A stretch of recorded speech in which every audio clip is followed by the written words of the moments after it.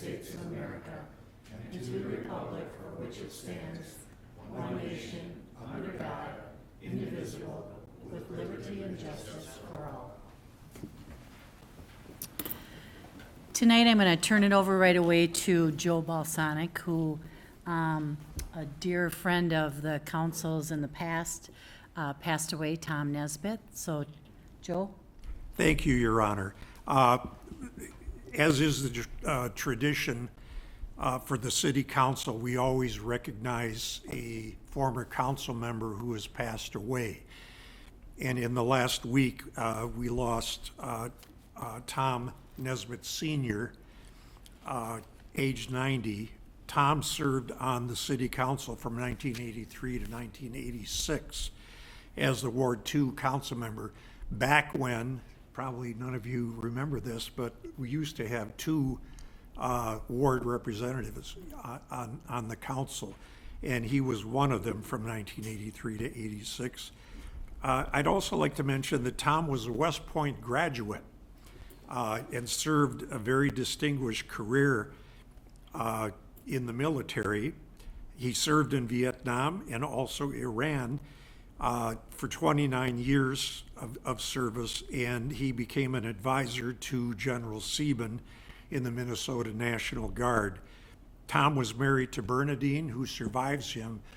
They were married 60 years. So if you would please stand for a moment of silence.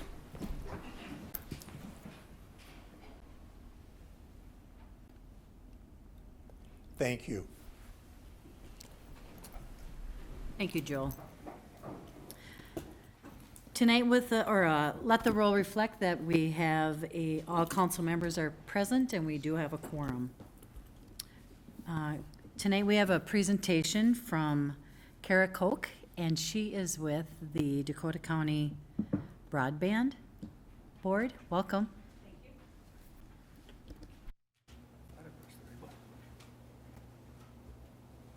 Okay, all right. Thank you, Mayor Fassbender and members of the council for the opportunity to come here tonight.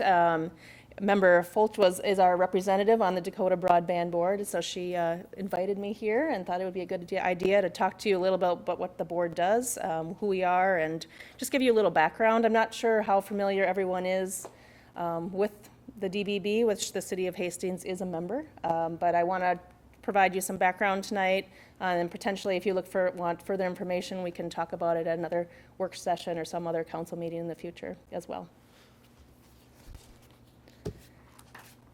So just a brief overview of what we're going to talk about. I'll give you a little bit of an introduction to broadband, what the board is, also for the members of the audience, residents of Hastings as well. What value it brings to the community, some examples of some projects and some processes that the DBB is undertaking, talk a little bit about our strategic planning and long-term goals, and then have a little bit of time for questions and conversation. So when we're talking about fiber and broadband, what are we actually talking about? You can see the definition up on the screen there from the FCC about what fiber is. But essentially, and there's also a picture up there, and so basically that's a picture of conduit, and within that conduit there's other little tiny pieces of fiber, so little glass pieces of fiber where information travels along faster than cable connections. And so we're talking about that fiber optic technology, and the DBB essentially is focused on implementing some of that technology across the member cities and the county to really support some of that critical technology needs that folks have today, whether it's public safety, healthcare services, being able to maybe connect to your doctor via a live connection versus going into the office if you needed to do that. Education, making sure our students in the school systems have ability to learn and have internet connections, business transactions, or just entertainment, just downloading things on Netflix. So fiber supports all of that in a much faster way than traditional cable networks do. And really multiple entities can utilize that fiber. So you see the pictures there. The strands, it just takes one strand to move a lot of communication. So you can have a number of different entities that are using that single conduit and using different fibers within the conduit. And that's happening in Hastings right now. Dakota County has had a Dig Once initiative since the 90s. And this is something that's helped create a base for what the work that the DBD does as an organization, because essentially at least 80% of the cost of installing fiber is in the construction phase. So digging up the streets, getting it into the ground and putting it in there. Once you have the fiber in there, or even just putting the conduit in there itself, then it's a lot cheaper to put fiber, but come back and do fiber later instead of tearing up the streets again. So Dakota County, for many years, whenever they've had a transportation project, has gone ahead and put conduit and fiber in the ground. And then there's the ability to connect into that fiber later on without having to go back and dig up the ground again. So what is the Dakota Broadband Board, or the DBB? It's a joint powers organization between 10 cities in Dakota County, and then the Dakota County Community Development Agency. You can see the member cities that are up there on the screen. That basically was created in December of 2017 through a joint powers agreement. And the purpose is really to create that high-performance institutional network, so we call it the INET, to manage those physical network assets between members and in a more efficient manner. So if all of these cities have put their own fiber in, they're managing on their own, it's definitely more expensive. We're looking at that economy of scale to focus that planning and also on that management and operations of the fiber. And hopefully, and we've seen, we can get a lower price for things like locating the fiber or other contracts.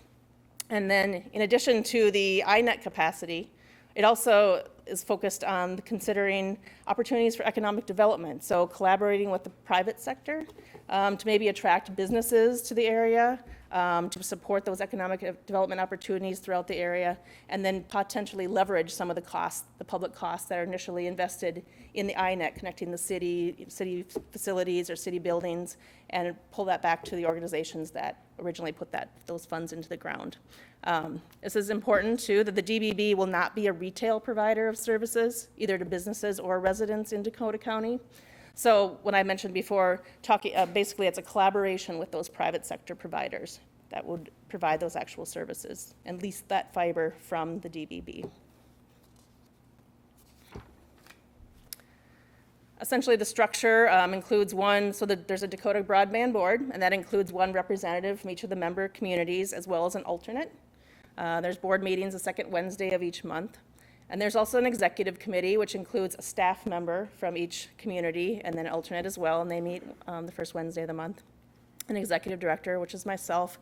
And then the DBB contracts with a number of vendors. For example, for technical operations and the maintenance, they have a contract with Logis, which is another entity. And they also do some contracting for some legal and fiscal services.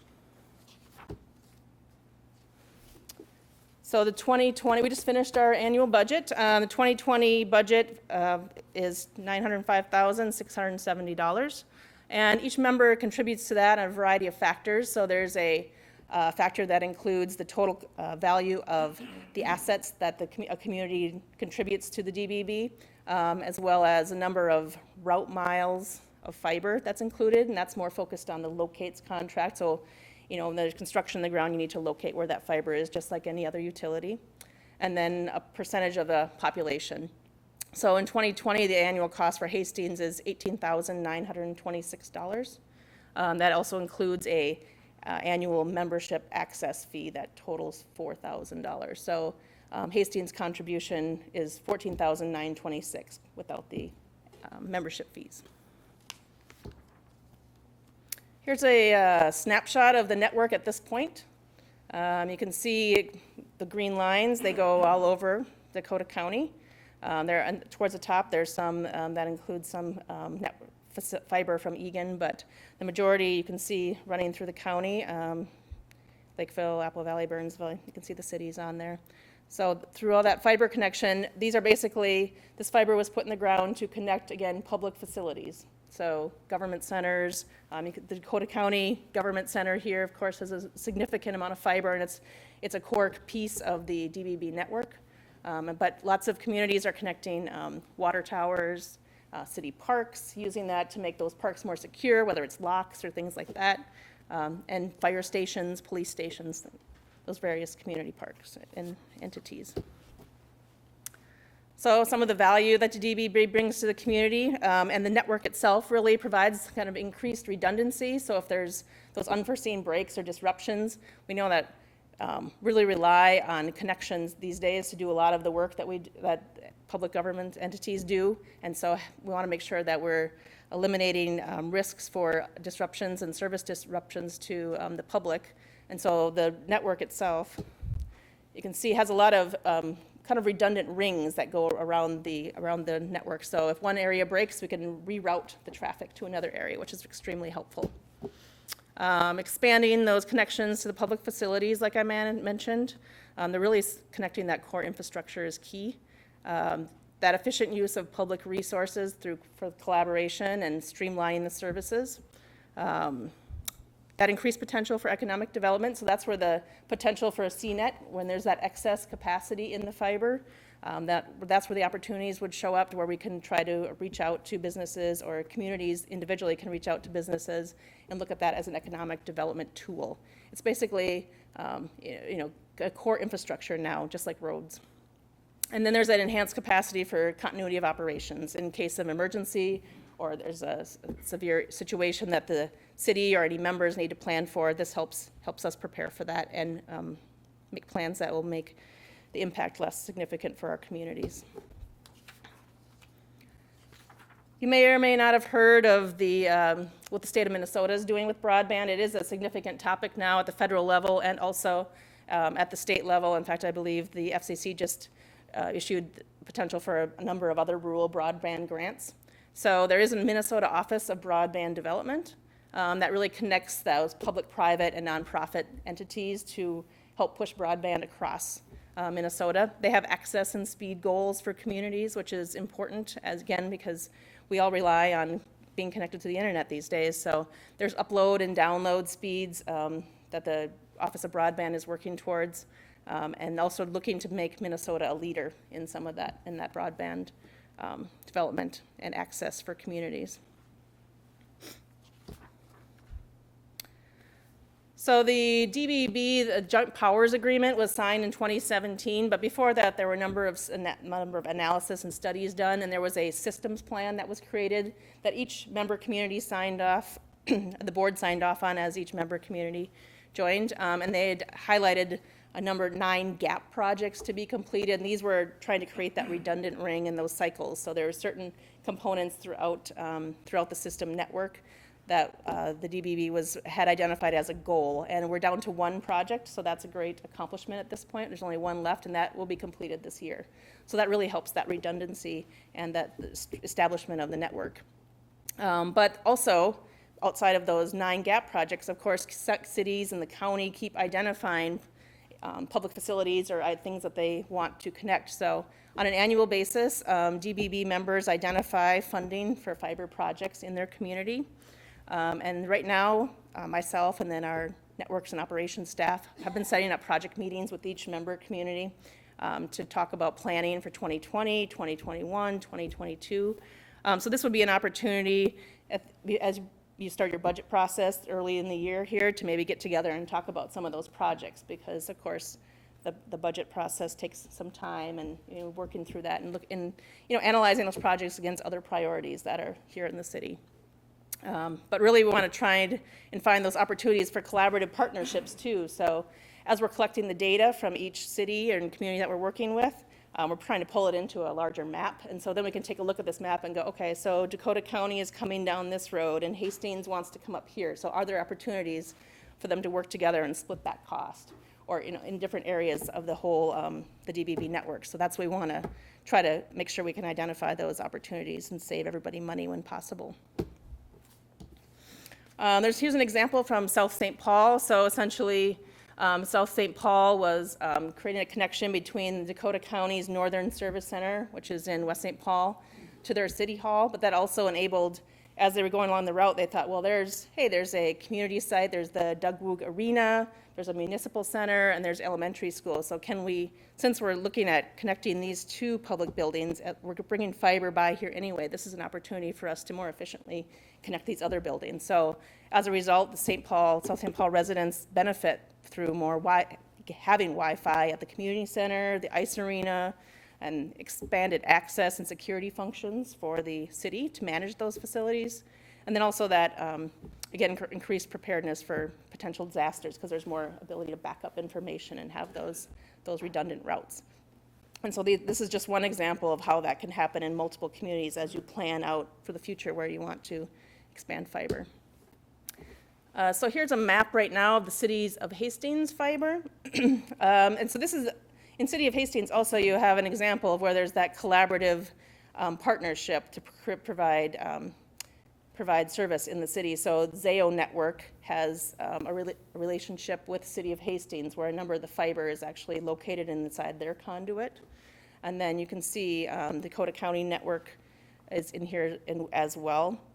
And so there are opportunities as well to connect different buildings and facilities here. I know there's an existing project right now that's kind of wrapping up to connecting Todd Field with the middle school, with the school district network. So that's a place where that collaboration is actually happening. And I think there's some conversation as well going forward about maybe creating some redundancy by connecting the police or fire stations and then kind of going north on 61 to connect with state of Minnesota fiber. So for 2020, going forward, what is the DBB doing? We're continuing, like I mentioned, to identify and complete some of those INET projects. Again, there's a variety of examples from the various communities. We have, and you received in your packets, I believe, the indefeasible right to use agreement. That's a draft right now. So a little background on that. That's been developed for it's about the last 6 months it's been going on, I believe. And so there's been, and throughout that time, city staff have passed that on to attorneys at the various levels, various community levels, and taken some feedback from there and incorporated into the current draft that you see before you. Essentially, what the IRU agreement is it basically allows, so what the DBB, each member retains ownership of their fiber throughout this process, but the IRU is basically saying that you are giving rights to the DBB to use that fiber as part of the network. So that's what the template is before you. Essentially, where we're at is the DBB board needs to approve that template, but we want to make sure that there is, the feedback has all been collected from the various member communities, so we have that in the net template, and then once the DBB board approves that a template, that would come back to, in this case, the City of Hastings, where you would identify which fiber you would want to create an IRU for, and then you would identify that in the attachment and then approve that as a city council. So you would, even though the template would go forward, you would still have an opportunity again to approve the specific fiber that you would want allocated there. In addition to that, some policy documents like that, also we're continuing to engage with community partners. As I mentioned at the beginning, we want this to be a collaboration between the public and private sector. So the DBB board is bringing in some of the existing incumbent providers in the first and second quarter here to basically talk about what the services they provide in the community. We're also bringing in the State Office of Broadband Development to talk about some opportunities coming forward from the state.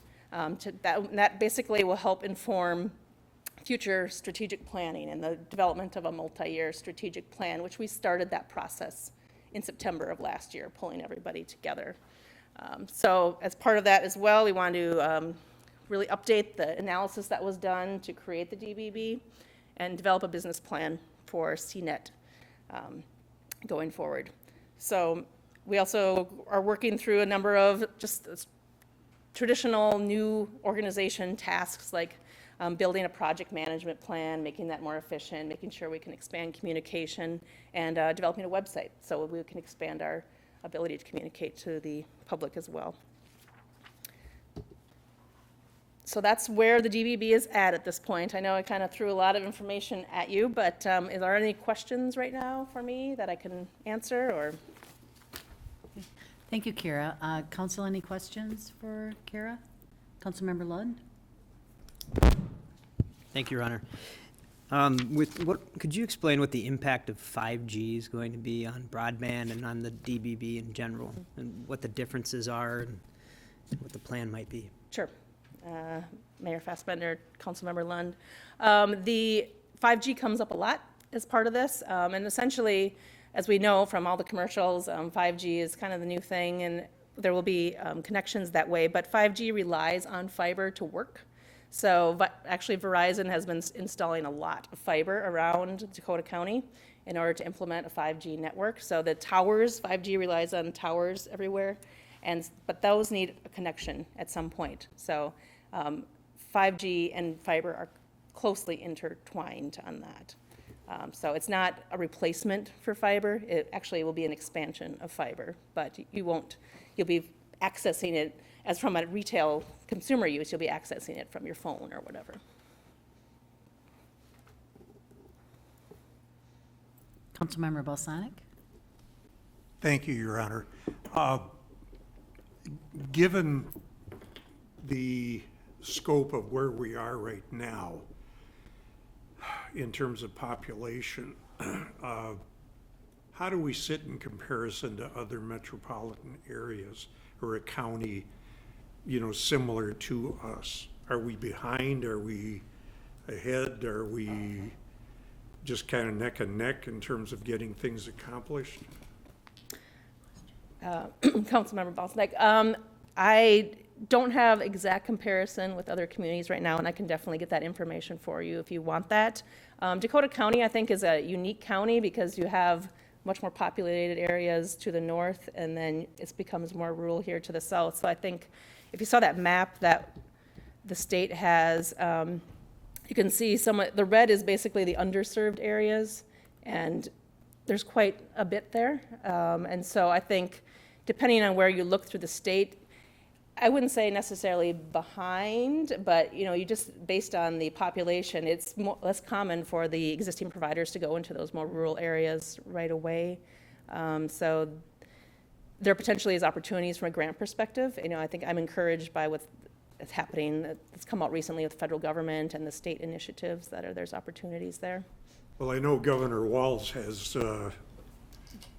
been trying to get something going statewide for broadband, and as a cabin owner, I would love to see that happen. Yeah. Way up there in the Lake Vermilion area. It's something. When I ran for council 1,000 years ago, it was one of my bullet points to get broadband going. I don't know if that resulted in all of this. I'd like to think I was maybe part of it. There you go. So put a feather in my cap. But when I got here, some 20-some years ago, moving to Hastings, my wife and I were really dismayed by the lack of broadband that was available, and the speeds and so on and so forth, everything that went along with it. So I'm excited that we're moving together now as a consortium of cities to get all of this going even further. It's when I look at the map in terms of what we have, it's kind of a trickle. Going back here to your slide, where did it go?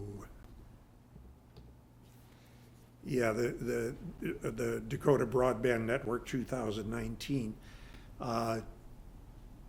Yeah, it might look impressive, but it's not really impressive when you consider the amount of population that is out there, and the schools and the government buildings and the businesses and the churches and all of these religious entities.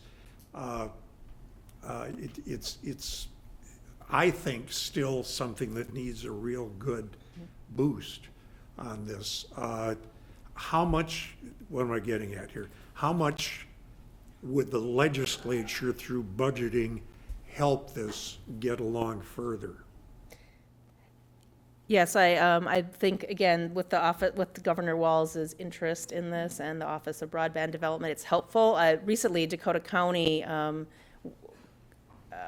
cooperated with one of the existing providers, and they were able to get a grant for an area that's unserved in more in Rosemont area. So I think there's real opportunity, and I agree with you. There's a lot of work to do still. There's a lot more green we want to put on this map, and a lot of more public buildings and nonprofit buildings and entities that could be connected as well, and hopefully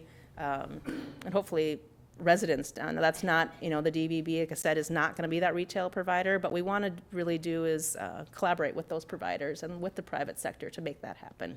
And I want to thank you for all of the work that the board is doing and that you're doing.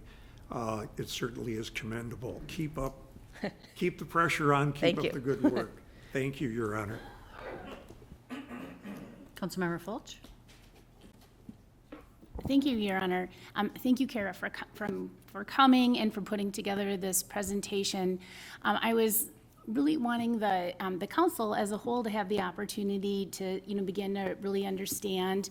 Again, we get little bits of information, right, over time, and so we have to hear it over and over again and be reminded, okay, where are we with this? And in the last few years, something that I've come to realize is that, and it may not be a shocker, to most folks here, but it's just how Hastings is becoming more and more an island, that we're in eastern Dakota County. And when we talk about like transit service, we know that we're too isolated for that. And when you look at the rest of the broadband development, the vast majority of it's happening on the other side of Dakota County where the furthest reaches. And then when you begin to look at what's happening in Hastings, I didn't even realize, Kara had mentioned that the county has substantial fiber, to fulfill the needs of the government center, but the city of Hastings itself has very little of its own fiber. I just recently came to realize we only have a couple miles of it, or a couple blocks of it, I should say, rather, which is around here, around City Hall, connecting the police department, the fire department, and this building. And so what I was hoping for was for Kara to give us this information, and for us in the next quarter to have a conversation about, okay, well, where are there opportunities for us to, leverage, as Kara was mentioning, putting down more fiber, or how do we think more strategically about moving forward so our community doesn't continue to become more and more and more of an island out in eastern Dakota County. And I think that it's going to be super imperative, as technology begins to move faster and faster. Also, when you begin to take into considerations about autonomous vehicles, and they know that there's going to be quite a bit of a reliance on infrastructure, being able to talk to autonomous vehicles in the future. Just also, where is it that we have the opportunity? How do we start moving more strategically so that we as a city are planning our fiber infrastructure? It is interesting to hear some of the examples that some of the other cities are doing, like Egan is being super progressive. And like, for instance, another project that I remember hearing about was they had taken the fiber, and there was more of a low-income housing development, and they had brought the fiber to it so that to serve that population and of need. And I thought, wow, that's really forward thinking about how do we serve our community and leverage these kinds of assets as well. And so, I don't have all the answers, but I just see that there's really a need here for us to start to lean forward on how is it that we're going to plan for fiber infrastructure within our community so we're not left behind. So I know that some of us have more interest in this subject than others, and so I don't know if we ever want to have another council workshop, if everybody feels interested and wants to be engaged in it, or if it goes to the utilities committee of the council, which is Councilmember Lund, myself, and Councilmember Balsanic. I think that us three all have a lot of interest in it. I'm not sure if others do, but I'd just like to throw it out there because I think it's really important to begin to plan for our future. Thanks. Thank you. Any other comments, council? Okay. Kara, thank you, and I'm sure we'll be seeing you in the future. All right. Thank you for the opportunity to speak. Thank you. Council, are there any corrections to the minutes from January 21st and the workshop? If seeing none, they are approved. Is there anyone from the audience that would like to comment to the council at this time? Anyone from the audience that would like to comment to the council at this time? Okay. Council members, are there any council items to be considered? Okay, seeing none. Council, I would accept a motion to approve the consent agenda. Councilmember Balsanic, Councilmember Fulch, all those in favor? Aye. Aye. Opposed? Motion prevails. Tonight, we have a public hearing for the comprehensive plan amendment and rezone property, Shepard of the Valley Church. For this, we have with us Community Development Director John Hinsman. Welcome, John. Thank you, Mayor, City Council members. What we have before you tonight are two actions related to the Shepard of the Valley Church property, which is located here. We're on 1450 West 4th Street down to the south, Whispering Lane to the east. The entire 4-acre property is owned by the church, which is located here with some of its parking areas surrounding it. There are two actions requested tonight. One of them is to amend the comprehensive plan in the area shown as red. The comprehensive plan designation for this area at present is public institution. This is a district that we generally put into practice when we have churches, public buildings, and the like. And so when we did the comprehensive plan with the church being present on that property, that was the designation we chose in the existing 2030 plan and the 2040 plan. So there is one action to amend the entire property here to change that from public institution to medium density residential. Again, with the comprehensive plan, it's a guide plan for the city. A comprehensive plan is what the city would like to see in the coming years. Our 2040 plan states that this is what we want to see between now and over the next 20 years over to 2040. It's not the legal land use description for the property, but more of a desire of what we want the property to be. The second action tonight is to rezone property. As you can see here on this yellow dashed line, the eastern half of the property here would be rezoned from the current R1 designation, which is a single-family residential zone, to R3, which is a medium-high density residential zone. Now, the rezoning of this property here, is consistent with much of the surrounding area. It's kind of a poor map here, but what it shows is a predominance of townhome development, which surrounds the property to the west, to the north, east, and south. This is kind of an island that sits on itself as R1. I presume that the zoning of this property predates some of the development of the housing there. When this property was first brought into the city, R1 is kind of a default zoning district. Church was built there, which I believe has predated many of the development that has occurred out there, and so it's always remained R1. So that's I think the history of that property. The church is looking to sell the property and develop potentially the eastern half of it. Now, what I'll say here is what I'm showing is a concept plan for development. The concept plan shows 12 townhomes that might be developed here. Is this a plan that would go forward? Don't know. It may very well not go forward. But what the church is seeking at this standpoint is the ability to rezone the property, the eastern half of it, so that they can market this property for development in the future. When you take a look at the capacity of development on this property, with this property being zoned to R3, you could have up to 17 units, which means 17 housing units on the property. These housing units could be, I suppose, single family, albeit small lots. They could be townhome, which would be probably the most likely to occur. And could they be something more dense than that? It seems unlikely, but I suppose it could be possible on that. Usually with multi-story buildings of 3 stories or higher, you're not going to see those in anything less than a 30-unit building based upon the development patterns we've seen around here. The cost of putting together a multi-story 17-unit building is likely cost prohibitive to do, but I suppose anything's possible on the property. So we took this as a hearing before the Planning Commission at their last meeting, on January 13th. They did recommend approval of both actions on a 6-to-1 vote with 1 commissioner opposed to it. There was lots of testimony at the meeting, being a public hearing on this. There was questions from the neighborhood pertaining to uncertainty as to how this property would develop into the future. Is this putting the cart before the horse and having a rezoning and comprehensive plan amendment prior to any development that would occur here? And then also what the effects may be to the neighborhood. I think those were some of the general comments that we received at the meeting. So tonight, we're asking you to hold a public hearing to consider approval of both of these items here. The comprehensive plan amendment, again, which would be for the entire property, and the rezoning of the property here from R1 to R3 for the eastern half of the property.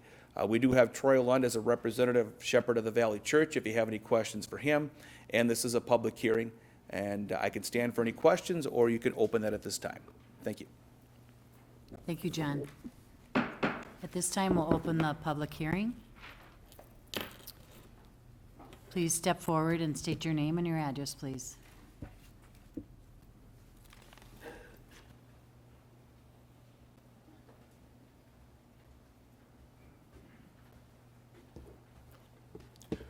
Hello, I'm Robert Wellemeyer. I live on Summit Point Court in the neighborhood of Shepard of the Valley. And I'm bringing to the council tonight a petition signed by 75 of the residents around Shepard of the Valley. And we're asking that you deny change in zoning because it's it's kind of pie in the sky right now. We really don't know what's happening, and to get to the bottom of it, we have a 3-story Whispering Lanes Heights condominium behind most of the houses, which are up there, and they're not showing the houses. There are single resident houses in this area, and they look across to a garage that looks like something that should be in the industrial park, and a 3-story plus building, and we don't really want another one.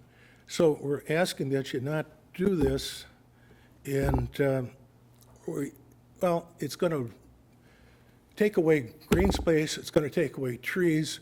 We bought in the area, most of us, because there was green around the church. The church has been there forever. I've only been in town since 1965, and I think the church came in about 80 or 79. And I lived in front of the thing at 4th and Pleasant, so I kind of know where the area was, what it was like, and I've always loved the place because of the green. And I'm also worried very much about, and others too, about parking.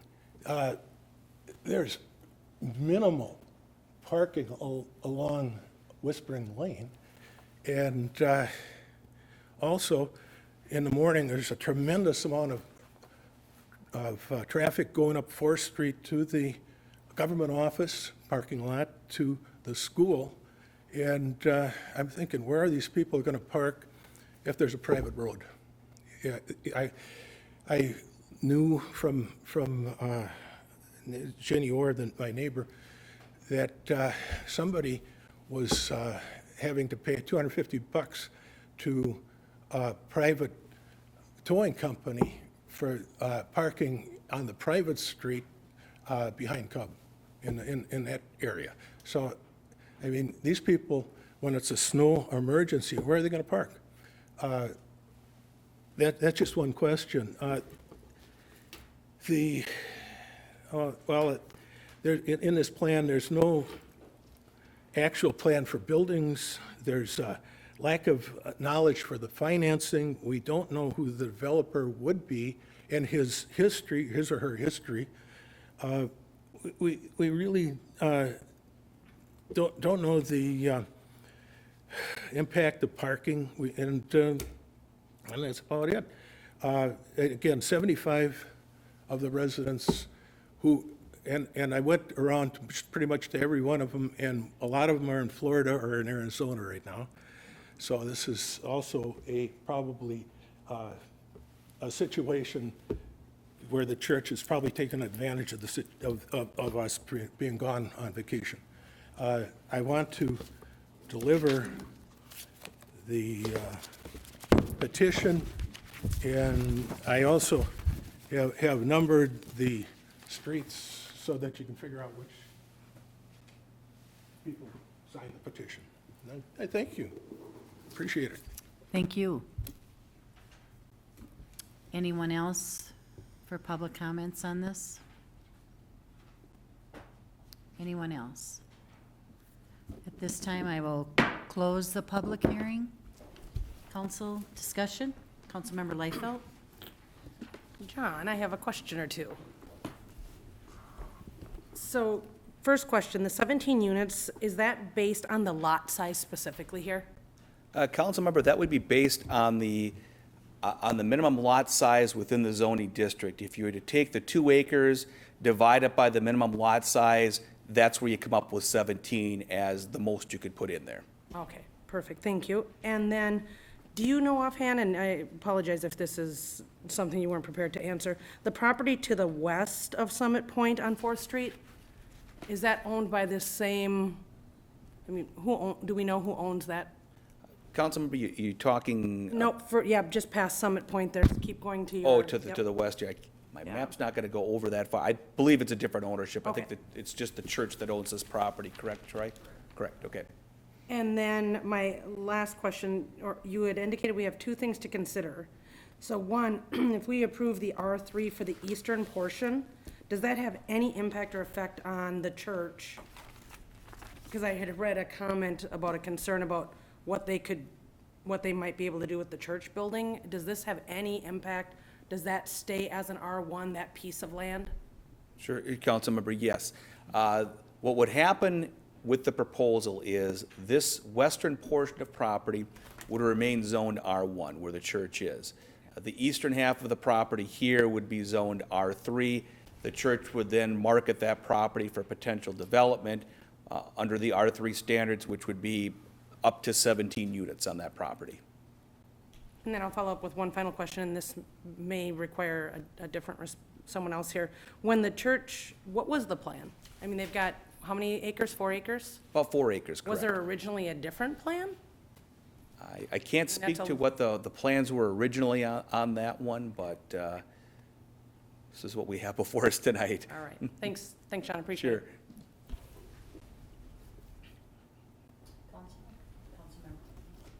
Councilmember Vaughn?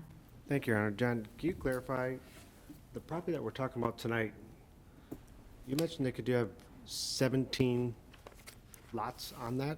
Is that if it's R1 or if it's R3? Councilmember, that would be if it's R3. If it's R1 right now, it would be significantly less than that. What that figure would be, I'm running numbers off the top of my head here, probably half of that, I would guess. So if we do rezone it, it's got the potential to do up to 17. Correct. If we role play it out, because they're not doing them both at one time, I think where I heard from some of the neighbors was a concern of a larger complex that would not, a larger complex would probably not fit on the half of it, so I think the church is saying we're only doing half of it. But if they had all of it zoned to R3, then you may see something like Whispering Heights or something above it. And so I actually think the church is pretty smart, saying we're willing to just do half of it because you won't see that large complex that they're worried about because it's only half the lot. You would only be able to build on half of it. The church is going to be there unless they're going to extend some structure someday. Sure. And Councilman, I could provide a little bit of background on this. When this originally went forward to the Planning Commission and during the original public hearing notice to the residents, the application was to rezone the entire property at that time. And when concern came in that, well, rezoning this entire property could lead to the development of 30-plus units on that, the church decided that they would just rezone the eastern half of the property, which would result in the possibility of 17 units being constructed in the future. One thing I might add here, too, is what would happen from here. Just say, for example, if the council was to take action and approve these consistent with what the church would like to do tonight, what would happen is before anything was constructed on that property, we would need to go through a platting of the property, which would involve a public hearing notification similar to the rezoning tonight. So people would be invited, speak, and be able to speak specifically to the design of whatever is going to be proposed at that time. So there would be that possibility in the future. I do understand, that once the property is zoned on it, that we are deeming that we could have some sort of development, up to 17 units, certainly. That we were doing that. But as far as the final design of that one, we're not doing anything related to that tonight, if this is approved. But that would be something that would come forward in the future and would require public hearing similar to what we have tonight. Councilmember Vaughn. Thank you. And a follow-up, one of the concerns that I heard from one of the residents is traffic. Do we have any idea what our counts are today on 4th Street or even Whispering Lane, of what our traffic is and what is compared to a different street in town? Is it? Sure. Councilmember, I know that 4th Street's termed as, I think, a minor collector in our system. I don't have the numbers in front of me for that, but it's, designed, and obviously people know that there's more traffic carried there than some of the local streets on that. Whispering is deemed a local street, albeit there's been a lot more development there over the years, certainly with that apartment building that was constructed on a little bit north of here about 10 or 12 years ago on that property. Your Honor, one comment that or a few comments that I thought about this. As I drove around there, one of the residents asked me to kind of see what the traffic is. And it's confusing because it's all R3 around it. That's what I get confused at, because there's single family that they built in some R3. So if we rezone it to R3, they could still put single family in there. It all depends. It's all about the developer saying, this is what I think I can make work. And everything we hear from a developer is, I need quantity, they need more space to make what they need to make, is what they're telling us. That's what we hear on all developments. I talked to a resident that said, well, how else do you go about it? And in my opinion, there's 3 ways that we rezone something. We take it very serious, but if we watch a piece of property that doesn't sell, we look at the zoning. Maybe it's just not made for that, so we might rezone it during the comprehensive plan study that we do. That happens every 10 years or so. The next one comes is like this. The applicant says, hey, would you rezone it so I can go out and market it and see what's out there? And the third one is, and a few of my colleagues have been there, we could be in the middle of, hey, I sold the property, but it needs to be rezoned this. And then we give it so now we're in the middle of what that sale is. And I'm like, it's not a great situation to put in. I'm going to tell you that right now. But so I look, and that's why I go back to, I get the traffic. I'm worried about the traffic. I get that, especially when I didn't know, I didn't see it on the map when you look on the city map, but the other townhomes right to the north of it are dumping on Whispering Lane too. And then you go up a little farther, and that's where that Whispering Heights is, and that's all dumping on Whispering Lane. That's why I'm worried about the traffic count on Whispering Lane, because it really starts to be kind of a commuter to get out to 4th Street, because I took it back the other way, but I don't know how many are going towards the YMCA. I still appreciate the church saying, well, let's do half of it, because I think it stops that multi-big facility that I would not want if I lived up there too. I actually appreciate them doing that, but I don't like the concept drawing in front of us, because it's something we're all reacting to it. I watch the planning commission just get hung up on it, but I give the church credit, because they did give them something as an example of what it would be.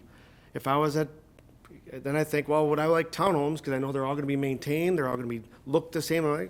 You could put let's say half of 17, you're going to see 8 or 9 single-family homes in there.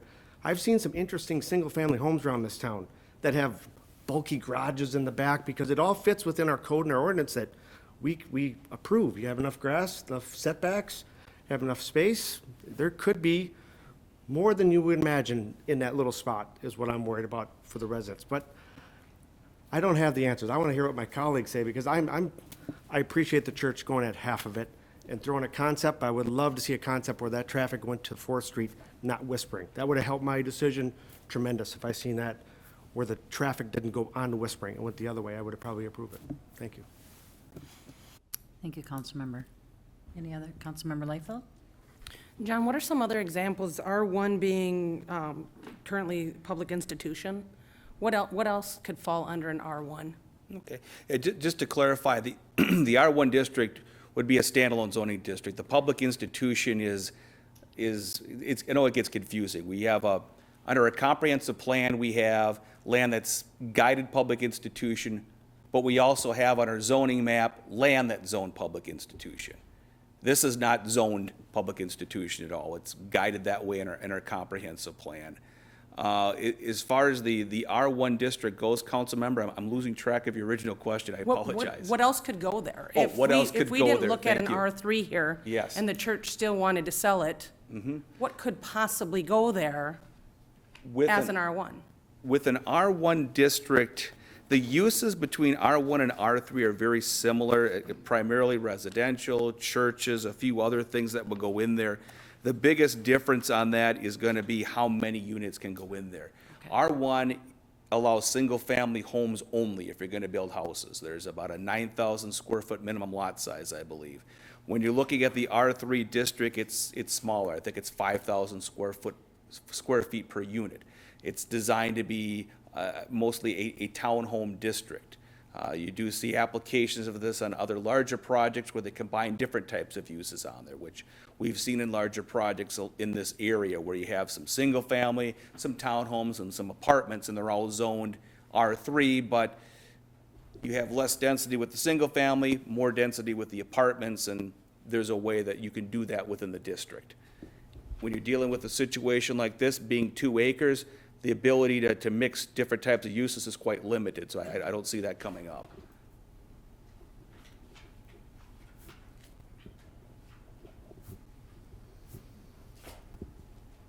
Councilmember Brox? Thank you, John, and I appreciate the feedback. I read through the petition, and I guess I have a personal experience with having my backyard changed because I actually do live behind a church. And my neighborhood was changed when the church decided to make some changes to their property. It was a big section of green space that my kids played on, and my husband actually played on when he was a little kid, so he was a little more sentimentally attached to it than I was, but it was grass, but whatever. So when they decided to make some changes to their property, we didn't really fully engage in the process. So we didn't really know what was happening with it. I guess our logic a little bit was, it is their property, they want to make some changes to it. I'd like to know what those changes are going to be, but I also respect that they have property they want to use in a certain way, and they needed to expand their parking. They needed to make some changes so that their space would work for them. So I do remember what it feels like to have the possibility of something changing in front of me and not know quite what it's going to look like. In my situation, it changed significantly. There was a significant structure built. There was lighting changes. There was space that was green space, now is parking lot space. And so that was a big change for us. But in the end, I think that, as a city council, we have sort of 2 duties. One is to the public and to the best interest of the city as a whole. And then also and to receive that feedback, but also we have things we're trying to consider about the future of Hastings. Like, we talk all here all the time about how are we going to get more housing? How are we going to get more people to Hastings? How are we going to continue to grow our school district? How are we going to continue to fund the things that people are asking for in this community? So we have to sort of hold those 2 concerns in either hand, and we have to in the end pick which one is going to be more important. For the amount of time that we've spent over the last 2 years, as I've sat at this desk talking about housing and needing housing, I feel that this proposal does fit into some of the goals that we have as a city as a whole. And I appreciate that the church was looking at the situation and heard some of the feedback and changed their proposal. I mean, they could have just gone ahead and said, we want to rezone the whole thing. But they made a compromise and said, we hear you, we hear what the neighborhood has to say, and we're going to make our proposal less than what it originally was. I think that was them extending an olive branch to the community and recognizing the feedback that they had received. I did watch the full planning commission meeting, so I understand what was discussed there and a lot of the concerns that were raised. And I think that all those concerns are valid, but I don't think that we have a proposal sitting in front of us right now. And the beauty of me being able to sit here is that when that proposal comes, I will be able to say yes or no to that proposal as it sits in front of me. So if it's something that's unacceptable, that I feel doesn't fit in the neighborhood or is inappropriate for the area, then I, as a city council member, have the power to say no to that proposal.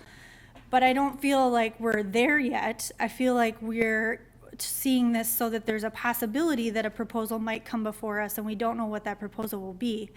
I also heard one of the planning commissioners talk about the comprehensive plan and how we need to stick to it. I agree with that to a certain extent, although as John used the word very well, I think he used the word a guide.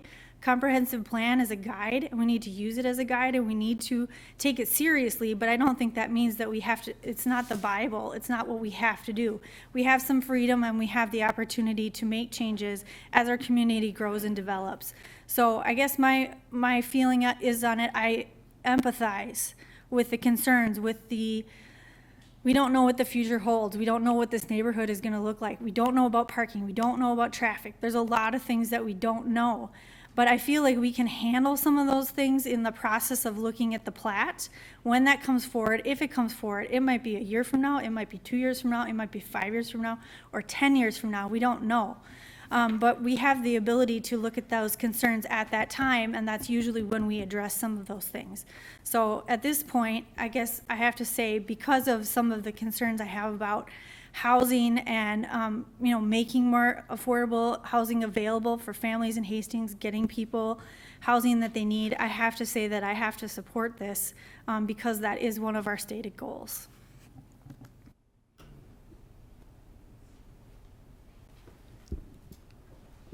Councilmember Fulch. Thank you, Your Honor. Councilmember Brooks, I would like to thank you for making your statements because I agree with you wholeheartedly. You read my mind and you said it much more eloquently, I think, than I would have. So thank you. I think that you really hit it spot on that in the last year or two now, we've heard other neighborhoods who have had similar concerns with townhomes going in, and we had a lot of deliberation about it. And at the time, we thought we were doing the right thing, and now we look back at it and we see that perhaps we missed the mark because the decisions that we made didn't align with more of our long-term strategic goals for our community and making sure that we're meeting, I feel, and I think many of us feel that, our number one issue within our city is the lack of affordable housing. And here's an opportunity where we could bring more, affordable housing into the community. And it is right next to townhomes across the street already, and so it's not that it doesn't fit in, to the overall aesthetics of the community. And so, although I feel wholeheartedly, for the residents and how it is that you feel about this, but it is a beautiful little, plot of greenery, and I know we all appreciate that. But sometimes, we have to make some of those harder considerations and look more towards what are the needs of the community rather than preserving small patches of green space. So, thanks. Thank you. Councilmember Bosanic, did you have something to share? Okay, I'll go. Thank you, Your Honor.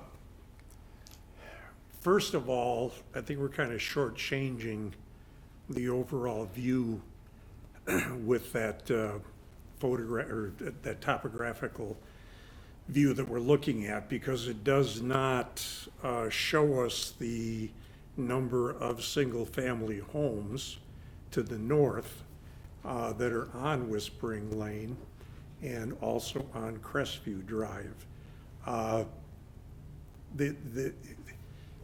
The initial look, when you look at this right here, is, oh my gosh, townhomes. Well, not necessarily.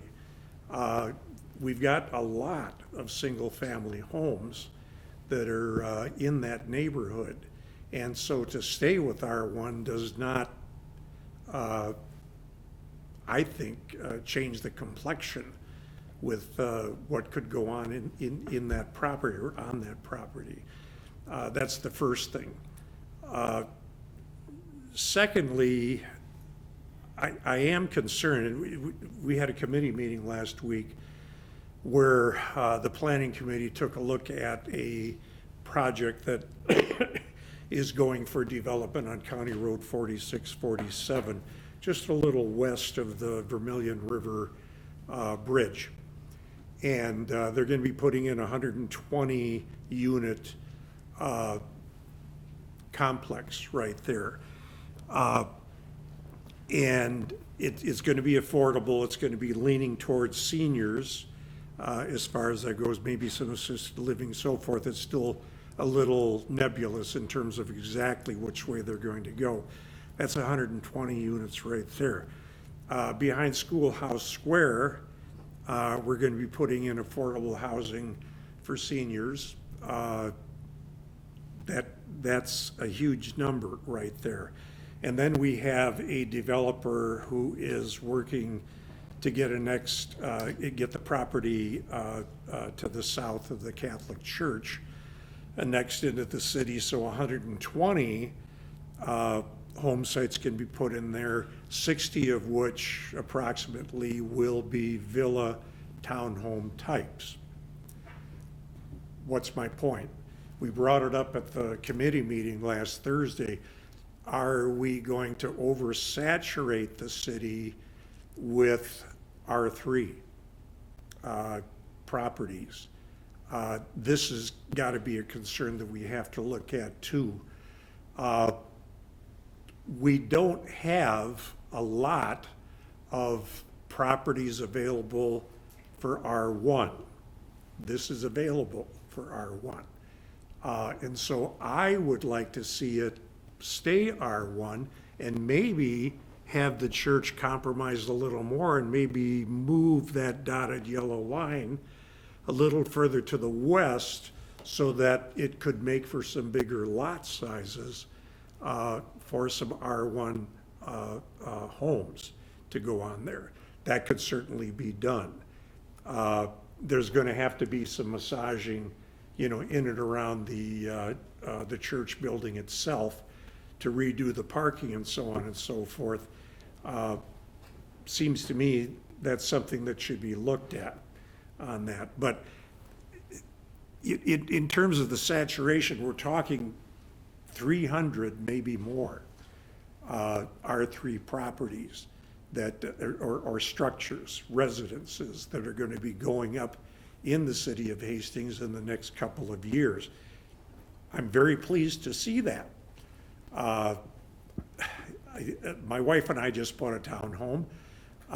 Very difficult to find them here in the city. I was a little more trying to get a square peg in a round hole because I represent Ward 2. So I was trying to find a townhome within Ward 2. We were fortunate to find one. So it would be nice to have some more, but I have to look at not just Ward 2, I have to look at the city overall and say, are we tipping ourselves too much in one direction when you've got a lovely piece of property next to a church, next to a residential street, and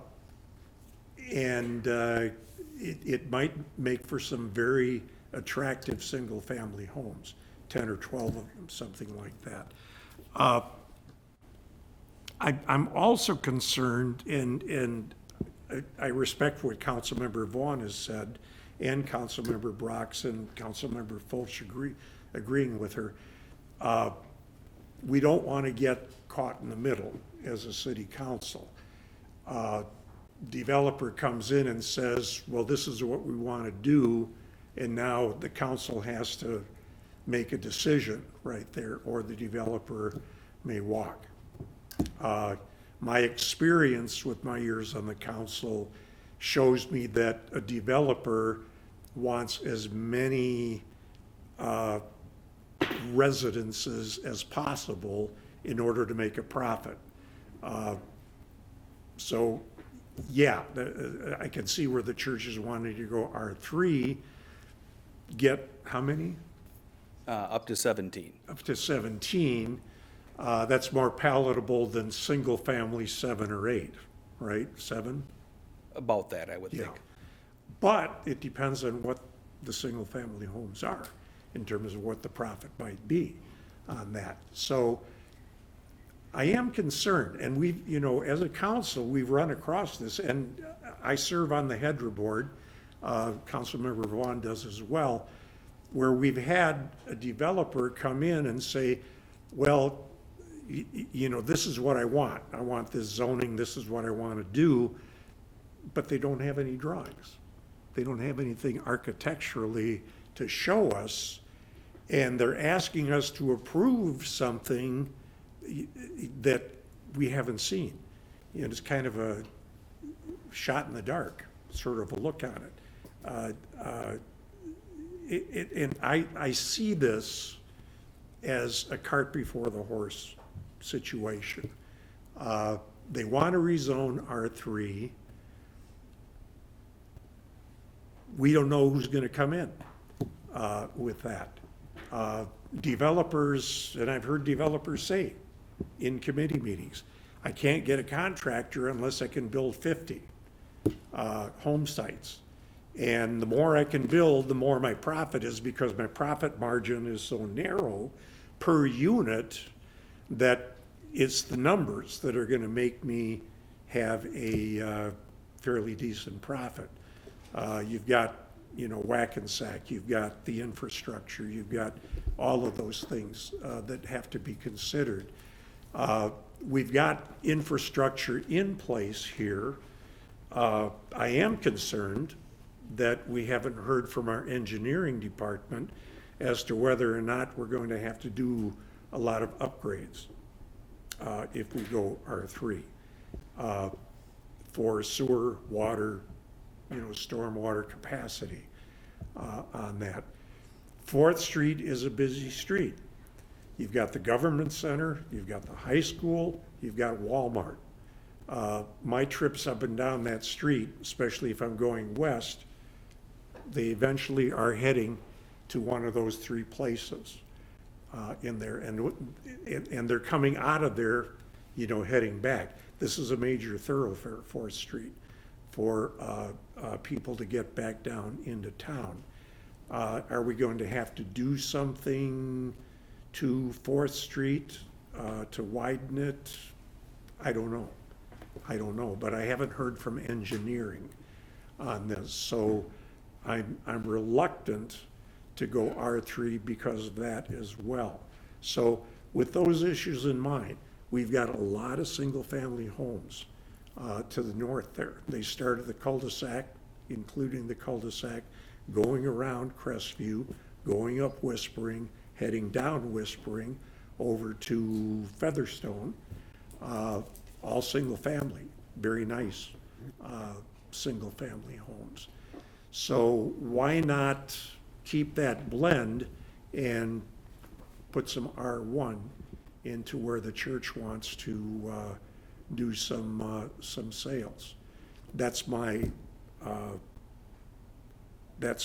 perspective on the whole issue. Thank you, Your Honor. Thank you, Councilmember. Councilmember Lund?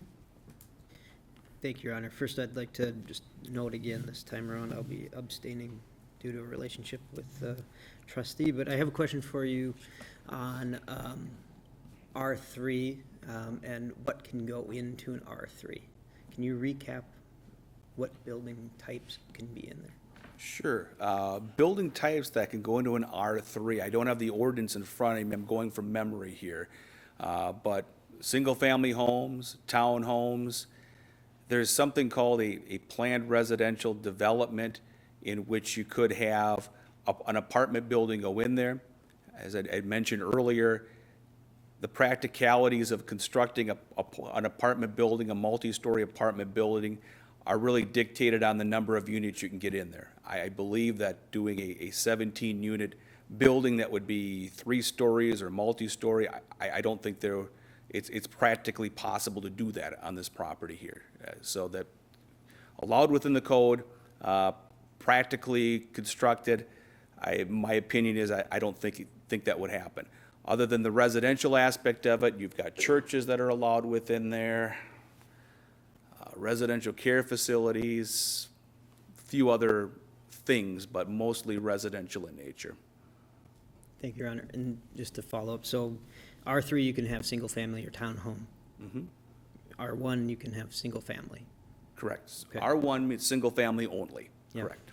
So the concern too, about how many units go in there, or what type of building goes in there is highly subject to the market too, correct? So I think the market will also dictate what's viable in there. Is it townhomes? Is it single family? Is it 17 is at 12. I think we need to take that into consideration too. Thank you, John. Councilmember Layfield. Thank you, Your Honor. To Councilmember Balsanik's conversation about oversaturation, one thing I wanted to mention, the term affordable, I don't believe in sitting through the planning committee meetings. I heard the word affordable. I think I specifically asked, and that senior housing is not deemed affordable. When I looked up the definition of affordable, it was quite a bit different than what we talk about when we're talking affordable. Both of these units that we're looking at, that developers are looking at doing for seniors in the city of Hastings, are high-end. These are for seniors who are not ready to go into affordable housing. They're not ready to go into nursing homes. So I'm a little concerned about the oversaturation piece, because these two buildings do not appear to be meeting a need of an economic sense, as far as I can see. In regards to the cart before the horse, from the standpoint of the church, my goodness, how do you go about marketing and selling a property to somebody to say, I don't know what you're gonna be able to put there, but I really want you to come and buy this, come and look at it. I feel like this is the right process. Whether or not they're able to sell it, that's not on us. But this at least gives them the opportunity to say, okay, this is what the city says, you can go up to this, and the developer can say, yeah, you know what, in order to make money, I'm out. That's not enough for me. So they're going to have that opportunity, but at least as a community, we're giving the church that opportunity. And quite frankly, this is probably a business decision. They're sitting on property. The church needs to pay its bills, right? Everybody has bills. So I'm looking, this is a smart business decision where I agree with Councilmember Barax when she made the comment that it seems like a really nice meet in the middle sort of a point where they say, you know what, yeah, we need to do something here, but we respect our neighbors. So with that, again, completely, looking at where it comes from the neighborhood to be able to say, boy, when I bought here, but for all these single-family homes, they bought in an R3. If they didn't know what that meant, because I didn't until a couple years ago, I had no idea what that meant. But then that's up to their realtors, is that up, so that they understand, hey, that's what this means.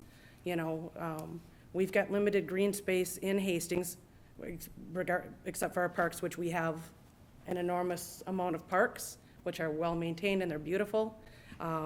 One right Crestview, right down the street, right on the corner, so there is an ample supply of green space within the city. So with that, I would feel that this is, one, the proper process for this, for the church, so that they can at least go out and look, and as Councilmember Brox pointed out, there's no timeline on this. We don't know that there's someone chomping at the door to say, hey, I wanna put in, and they might end up putting in 8 houses. There might be a developer that says, yeah, 17 doesn't make sense. So I feel really comfortable that we're doing this in the right direction, and I'm not at all concerned about oversaturation of the term affordable. And I do know quite a few residents who live up in the area who, not necessarily seniors, that's not just a senior area. So I think it's a good use of space, and we'll look at the rest of it as it comes to us when the land is bought, when a developer comes forward, because none of that happens without coming back to us. So we're certainly not there. We've not approved the building of anything. We're just saying that you can go ahead and do this. So with that, I'll yield the floor. Councilmember Balsanic. Thank you, Your Honor. The thing that we have to look out for is that if we go R3, it opens a barn door. And developers, I mean, with all due respect, John, in terms of what you're saying, you think they would probably do. One of the reasons I ran for council, going on 12 years ago now, was because there were a lot of people upset with what happened with those condo apartments that were zoned R3. What ended up there was not what was promised at that particular time. And I don't want to open the barn door. I'd almost just as soon leave it the way it is. And they can market it, the church can market it and say, well, you know, what do you think you would want to do here with this? And go with what a developer might want to do. But I still see it being a cart before the horse. And again, more dangerously, with the R3, it opens up all kinds of possibilities that we might not be able to stop if a developer comes in and finagles some way to put in a high-rise in there, which would be totally incompatible with what we've got in that neighborhood. Thank you. Your Honor. I gotta keep going. Thank you, Your Honor. Okay? That being said, Councilmember, I respect what you're saying. If that church wasn't there, what do we think would already be there? So if that church hadn't built there X amount of years ago, that property would already be developed. We'd have something on it, and it would be R3, which may be. We can safely say that may have happened. We don't want a gas station there, right? So I guess when I love all of your examples of opening up the barn door. I don't understand what the barn door would be in the sense that if we were to do this, and then a year from now, 6 months from now, they came and did the other side, aren't we still dealing with the same, only so much space, only 17 units? Correct. I'm not sure if it'd be exactly 17 to the west, but around that, Okay, yes. thank you. Councilmember Vaughn? Thank you, Your Honor, but I think this is a great conversation. That's why I wanted to go first and listen to it out, but I didn't hear from any of my colleagues here at traffic, and that's what I heard from the resident, is how much traffic will it create from 17 units versus potentially 8 or 9, and then where does that, I agree, R3 allows them to do R1, it makes it a more marketable product. As I mentioned earlier, I've been in the middle of that, in the middle of a sale, and it's difficult for the church to try to sell it because they're like, well, there's good conversation, it's a risk, but it's going to put us potentially in a bad situation. But I still go back to that. That's a lot of petition that just came in front of us, and that's a lot of people saying, just give me. How do we push pause on this? I get it. The church is trying to sell us and get ready for the building season. They may have somebody ready now, but where's those traffic numbers? What are we going to create by 17 potential townhomes or whatever? Or do we put that stipulation on the developer saying, this is all going to be fine, but I'm going to want to know what the counts are, and we're going to ask our staff to say, give me a traffic count if we put 17 townhomes in there. And if it dumps over here, what do we get today? And we're going to add that on there. I think the residents need to know that, and I need to know that before we allow to go to that next step. So I agree, it's a marketable thing for the church. That's what they're asking. I do appreciate that church splitting it, and I want the neighbors to think about that, because they could easily come and say, I want to sell it all, and you may have another 3-story thing in there in the middle of it. That's what I'm worried about. So I'm trying to find a way to push pause here a little bit to say, don't forget the traffic numbers here. Councilmember Brooks? So, John, is there any way, when we get a plat and it is laid out, can we, at that point, say, we've had a discussion about this in the past, and we want the traffic to dump out on 4th Street, for example. We are noticing that your plan has all this traffic going onto Whispering Lane. Do we have a say at that point? I mean, I'm assuming when it comes before us, when it goes to Planning Commission, then it comes to the City Council, at that point, we can say, we had a concern when we had the original rezoning hearing. This is what we heard. This is what we'd like you to do in response to that. Can we do that at that point? Or is it, because I'm just nervous about doing it now because it seems so presumptuous in advance. But do we have that kind of feedback and input when those plans come in front of us and tell them this is how we want it to be? Sure, council member. The quick answer to that is yes. I mean, when we look in the future at the development through a plat and site plan, those are the type of things that we're going to be taking into close scrutiny. Is going to be entrances and exits, traffic, those type of effects. When we're talking about a land use change, as we see here tonight, that's generally not a part of what we're doing. What we're looking at is changing the capacity of the land to go from a lower density to a higher density, given that when a specific plan comes forward and how that property should be developed, there are going to be certain capacity items that we're going to need to scrutinize.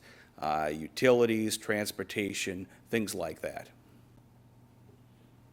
So I guess my question is maybe for you, Councilmember Vaughn. What are you looking for? Are you looking for us to approve this request with stipulation? Or are you looking for, because I hear your concern. I guess in my mind, it's just something that we can handle when we have the plan in front of us, and it's not going to be too late. But maybe I'm not a developer, so maybe I don't know. What is your action? What are you asking for? Thanks, Councilmember Brox. I don't know if I have the answer. I'm just saying, I heard it on the planning commission too. I wish they would have never put that document in front of us, because it's just a concept. That's not what it is today. But if we lived up there and we gave it the, whoa, whoa, whoa, I live right there, I don't need any more coming out here, I'm gonna be sitting in the crowd too saying, hey, well, how come? But go back to the church. They did split it, and that's why I'm okay with it, but I hear what Councilor Bosanic says is, let's say we do this to R3, and then all of a sudden it sits there, 5, 10, we role play this out. The church may say, you know what, we're gonna close our doors, it's not gonna work out. That's R1. Then we're gonna be back here again saying, hey, we really like to rezone this to R3, and then what if we're not here? What if someone says, yeah, that sounds good, and there goes the high rise? And then we're gonna be like, sorry about that back then. And so I'm trying to say, I appreciate what they're doing, but why don't we just push pause? Put us in that difficult situation. If they really got somebody, let's see a better plan, because the neighbors have spoken. Whispering Lane is not where the traffic should go. It should go on 4th Street. Push pause and see what happens. See if this developer, see if the church comes back with a different concept drawing. Councilmember Liefeld. John, question for you. Well, first statement, I use the trail quite often during the summer months, walking, running. I'm not running, let's be honest. Being chased, maybe. And I don't see a ton of traffic in that lower lot. I think that might primarily be for a gym or something that's over there, down there. So it appears that the congregation, if that's the right word, uses the lot that right now feeds into Whispering. Is that correct? Councilmember, I believe so. In conversations I've had with the church, it appears that these parking lot, as configured Yeah. right now, is probably more than what they need. But that feeds onto Whispering. So in regards to traffic, has it already been taken into consideration, the fact that we have a church that has X numbers of congregants coming and going from church on Whispering Lane? Does that, but it could be 7 days a week. I mean, so is that something that council would have taken into consideration at any point when we as a city agreed to put R3 housing up here? Were we worried about the traffic? I just feel like we might already be dealing with this traffic to a degree. Maybe it's one day, maybe it's 2 times on that one day, maybe it's multiple days a week, but it's kind of a business that has traffic that comes and goes, right? People come, they go to church, they stay and they leave. So they're already using Whispering Lane. So I'm just curious if, obviously wanting to understand the traffic, and I think Councilmember Brox made the point of, we'd be able to look at it and say, you know what, yeah, this needs to feed onto 4th Street, as opposed to feeding onto Whispering. That's something that will come to us at a later stage. But right now, I think we've already got some traffic from the church. Nobody goes to this church? There's no traffic at the church? So, I mean, that would just be something that I would want to really look at in the traffic study, just to understand that, you know, this is a business and they do have traffic that comes and goes from there. And from what I can tell on the 4th Street, they come and go there from some pretty late hours. You know, I've come through there later at night and had traffic coming out of that lower lot. So there's definitely people coming and going as well. So. Okay. Councilmember Fulch. Thank you, Your Honor.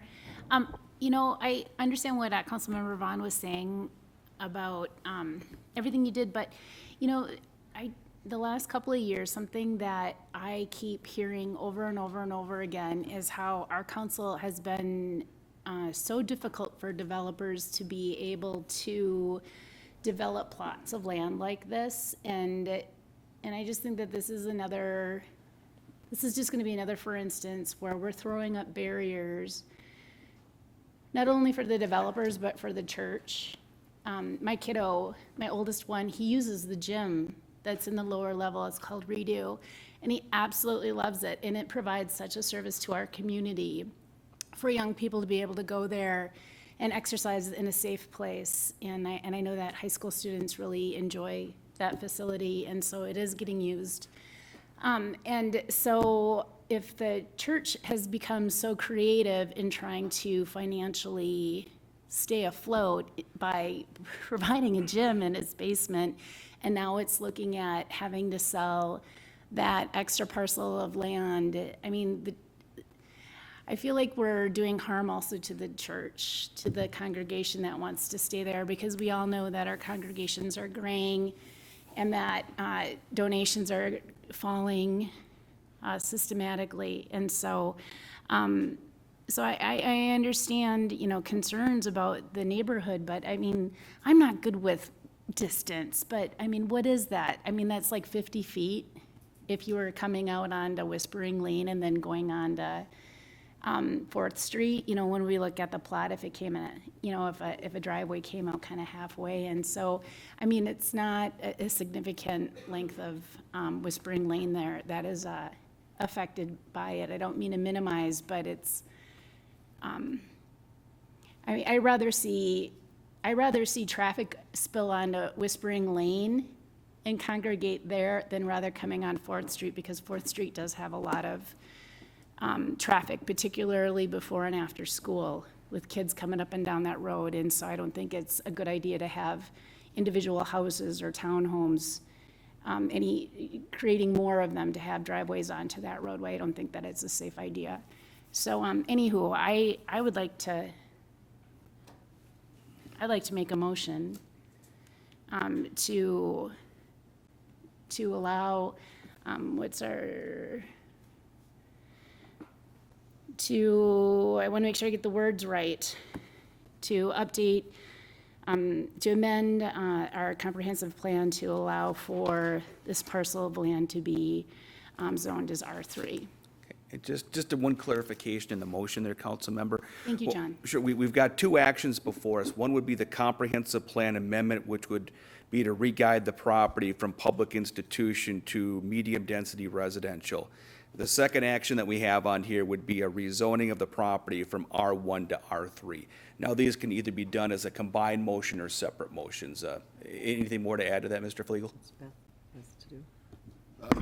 Your Honor, I think we would typically take them as two separate actions, and it would generally deal with the comprehensive plan amendment first and then the rezoning after that. Okay, thank you. Okay, thanks. Okay, so Tina, is that your? Yes, I so move, as John had prescribed, to combine the two items into one. No? You Two do want separate? to, I thought he said we could make it Yeah. into one. Okay, so the first one is to amend the comprehensive plan, an amendment to where Shepherd of the Valley Church, what is now R1 will become an R3, or medium, I'm sorry, I'm screwing this up, medium residential. So what you want to do is, we're just, the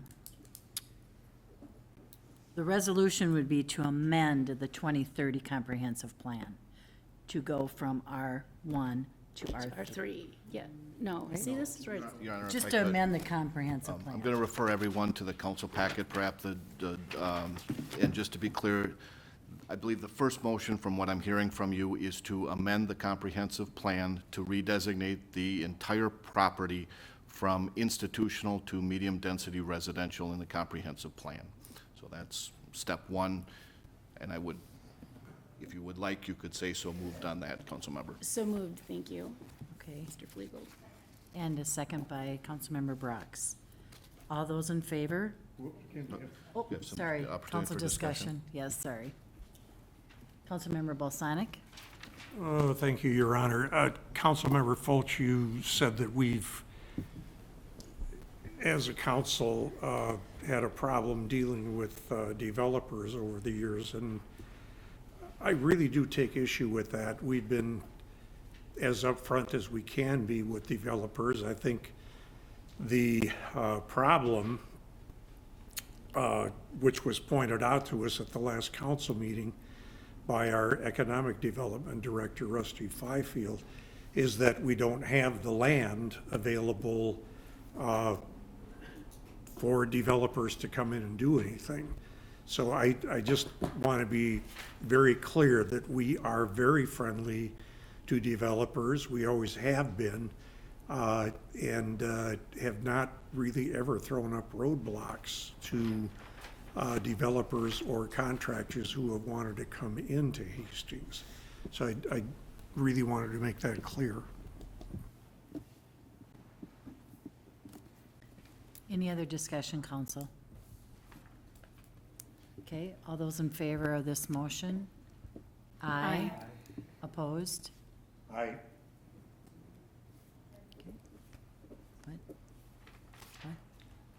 Okay, motion passes. Then we have a second, which would be, I would accept a motion to approve the ordinance amending section 155.01 of the zoning code of the city of Hastings having to do with the official zoning map. Council discussion, Councilmember Fulch. I'm going to so move. I will make the motion, Okay, as you just said. and a second by Councilmember Brox. And council discussion. Councilmember Vaughn. Your Honor, thank you. And Councilmember Balsonic, and I was going to mention to Councilmember Fulch, I agree on the roadblocks because you can say a roadblock, but what I say is I represent those 75 people too that are on that petition. And so we can say that we're putting up roadblocks, but what we're doing is actually the people have said, please just think about it for a second. They called me about traffic, and I don't have that thing yet, that number yet. If I had that, so what I'm asking is, let's pause this thing and say, go get me some numbers. If I had some data in front of me, that would help, because if I lived on those when I drove up Whispering Lane, there is single-family homes that dump out onto Whispering, and they're coming from the other side. I hope that we can change the plat when it comes, and I'm trying to give some guidance to the church what to do, but I'm also giving some guidance to the residents saying, go home and think about this. It's not a bad thing. It would probably get my vote if we would do it, slow it down and pause and come back a different way. That concept drawing has caused nothing but confusion from the Planning Commission to here. So today I'm going to vote no. Thank you. Any other discussion, Councilmember Balsonic? Thank you, Your Honor, and I agree with Councilmember Vaughn. I need to see a traffic study. I need to see what we have for infrastructure in terms of capacity. Are we going to put a strain on capacity for water, sewer, and storm sewer? And again, which way is the traffic going to go on this? If you're talking R3, and if you're talking potentially 17 units, you're talking 34 vehicles, maybe more. You could be talking quadruple that, depending on what they have for a what's the word I'm thinking of? If they have a homeowners association, so forth, what can they or can they not do? Some homeowners associations say no more than 2 vehicles, no more than 1 dog, et cetera, et cetera. What is the potential that's going to be happening there? I'm not so much worried about how many animals are going to be there, but I am concerned about the traffic. I am concerned about the infrastructure. Something to point out is 4th Street going from west to east, pretty much encompassing that section of the photograph. It is going downhill eastward. Whispering Lane is going uphill as it goes northward. So is Crestview going upwards as it goes north. You've got some things to consider in terms of traffic. And what exactly is Whispering Lane? Is it a neighborhood street? How much can a neighborhood street stand in terms of capacity? I'm not so much, well, I am concerned about Fourth Street. I always understood it was a collector's street. It was a state aid road. And that's why we've got semi-trucks that are driving there. We can't stop them from doing that. I've got a lot of neighbors further down, further east on Fourth Street who have been complaining about that for a long, long time. But I need to see what we can do in there. And I urge you to hold back on this in terms of voting yes on it. And as a matter of fact, what I would like to do at this point is to move to table the issue until we get further information. Councilmember Brox. So I understand the parking concerns, and I think that if anything is premature, I think it's that discussion. We have no proposal. We don't know how many units are gonna be on this property. We have no idea how many units, how many cars will be per unit. There's so many things that we don't know. So we have no horse, we have no cart, we have no barn, we have nothing. So to talk about what that horse, cart, or barn might look like is premature. That's why we have that discussion as part of the plat approval process, because then we have something to look at and we know what it is that we're talking about. Right now, all we have are what ifs and what if scenarios. I just don't think it's that productive to spend too much time talking about that when we don't know what it's gonna be. And I think that discussion would be much more appropriate when we have a plan in front of us that we can say yes or no to. That's what I see our role being in this process. And what we have too is we're giving them something to move forward with. We don't know what they're going to bring. I guess I have to agree with Councilmember Brox. And maybe this is the right action to take for them to move forward. They've heard all the discussion we've had. They know what our concerns are. When it comes back to us, they're gonna already have had that as far as their insight. So we hope that they work with us on it, and it will help with the residents as well. So at this point, any other discussion? Okay, Mr. Flegel. Your Honor, I think you've got an open motion to table. I think you should call for a second and see if there's a second or not. Is there a second? Councilmember Leifeld? No, she was discussing. I had to make the first motion. Yeah. My comment is that there was a table to motion after there was a first and a second. I didn't hear a second to the motion to table, and I think the mayor should call to see if any of the council members would second the motion to table. If not, that motion would die. If it would, then it should be voted on and either up or down before any further action is taken. So I've. Is there a second to the motion Councilmember Balsonic made on tabling this action? Hearing none, I will take a new motion. Oops, sorry. You now have a motion before you that's been seconded to approve the, I believe, to bring the rezoning action into play. So a first and second has been brought on that. If there's no further discussion on that, then I think you should call for a vote. Okay. No other discussion, I will call for a vote. All those in favor? Aye. Opposed? Aye. Councilmember Vaughn and Councilmember Brox. Okay, thank you, motion passes.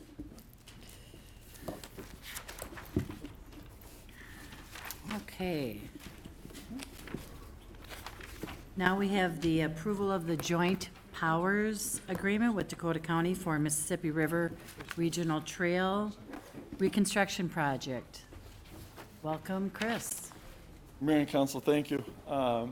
Yes, before you on the screen here, what we're looking at tonight is asking Council to approve a joint powers agreement with Dakota County, specifically for a trail reconstruction project along the Mississippi River Regional Trail. You can see the two areas highlighted in magenta. Those are the areas where reconstruction projects would occur. The joint powers agreement allows Dakota County to come to the table with just over $216,000 to complete not only the reconstruction of those two segments, it does also allow for funds to be used for crack repair along that entire section from the northwest corner of town all the way down to Tyler Street along the river. This is a trail. It is a trail that's designated within Dakota County's trail plan as a regional trail, so that's why they have some funding available for it. I'd also point out too that the calculation of those funds was made with consideration for the improvements that the city invested into Levy Park as well as Bailey Street. And that's how the $216,000 and $216,700 was calculated for that. So we've been looking at this for a couple of years now, really, trying to get this off the ground and rolling. And we, through work with Dakota County staff, Dakota County attorney, our attorney, and city staff, as well as clearing up some land use and land ownership issues along the way, we are here tonight to ask approval for this joint powers agreement. The plan would be to have this construction completed this summer. It would also, we would be bringing back to this council in the future a supplemental maintenance agreement. Dakota County uses these on all regional trails within other jurisdictions. The supplemental maintenance agreement would be that Dakota County has three options basically in front of them. One, that the Dakota County can take over the routine maintenance of the trail section to include snow removal, sweeping, mowing of the edges, a little bit of tree branch trimming along the corridor, etc. Dakota County can do that. They can hire a private contractor for that, or they can pay the local government unit to complete that. They have indicated they'll have discussions with us. They'll certainly have a preference, but and we'll bring that to this council and have some discussion about it as well and come up with an agreement for that. That can only occur after the construction project is completed. Dakota County cannot take over jurisdiction of the trail until that project is completed. So in the end, we're asking for council to approve this joint powers agreement, and we'll get to work on getting the trail repaired. Can certainly stand for any questions. Great. Thank you, Chris. Council, any discussion? Councilmember Fulch? Thank you. Thank you, Your Honor. Chris, I just have a question about this, I know this is gonna sound silly, but the satellites or the biffies that are along the trail there, the city has been providing those. And then are they going to increase? I saw that you had new restrooms and parking. I don't know if that's like a whole brand new facility, or is that additional biffies, or is the city gonna continue in the summer? Because, you know, I just have to ask, what is the plan for accommodating people using the trail if we're gonna be turning over all this trail? Sure, I apologize for overlooking that. This is an image provided by Dakota County. The new restrooms and parking where you see downtown here, that's Levy Park. So that's just an indication that those were installed there. The stuff across the river, that is not in Dakota County, not in the city of Hastings. That's something in the future perhaps that Washington County may develop. In that far right corner there? Yeah, up to the north there on the other side of Kings Something Cove. that they would place in the future. Yeah, it's outside of. Oh, in Kings Cove, way over there. Way across the river, yep. Oh.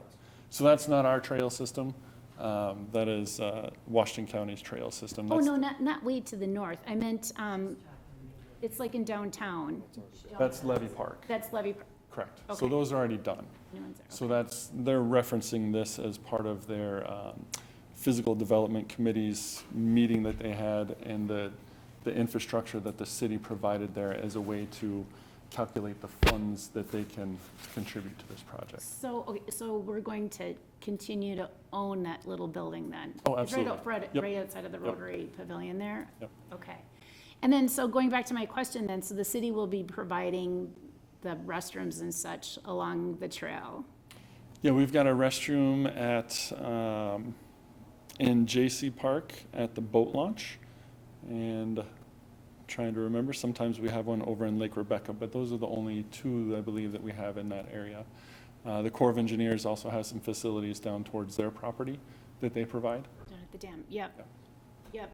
Okay, well, good. I'm glad to hear that we're going to be continuing to offer that. I've had comments made to me that we don't have actually enough in the summertime when people are out and about and visiting downtown, that we don't have enough public facilities, that sometimes the little Rotary Pavilion restrooms are actually locked because there's been problems with vagrancy in them and such. And so I just bring it up because I've had several people bring it to my attention that they've been concerned about the restrooms being down there and making sure that the public, if they're coming downtown to visit, that they have facilities that they can use, because a lot of the businesses in the downtown aren't allowing just the public to come in and use their bathrooms. So this is why I bring it up. Okay, all right, thanks. Any other discussion? Okay. Council, I will accept a motion to approve joint powers agreement between Dakota County and the City of Hastings for cost sharing of regional trail improvements and construction. Also move. Okay. Council and Councilmember Lund seconds. All those in favor? Aye. Aye. Opposed? Motion passes. Thank you, Chris. Thank you. Okay, next item on the agenda is, was tabled on July 15th, 2019. Council, I would accept a motion to remove the table, the Planning Committee of Council reports on the keeping of chickens. I need a motion from Councilmember Fulch, and I need a second. Do you want to explain this, Dan? It looks like people are inquiring. Generally, the first step would be to take the matter back from the table, so you've previously laid it on the table in the past, so you need a motion and a second to take from the table. Then you should, I guess, ask for discussion on that, and then vote to take from the table. That will reopen it to basically the same point as it was when it was originally presented to the council, and then you can take up the ordinance amendment and do what you will with that. Okay, Councilmember Brooks. I have a procedural question. Is there any explanation from anyone as to why we're removing it from the table? I guess that's why I hesitate to vote, because I haven't heard anything about why we would. Would you like me to comment? Sure.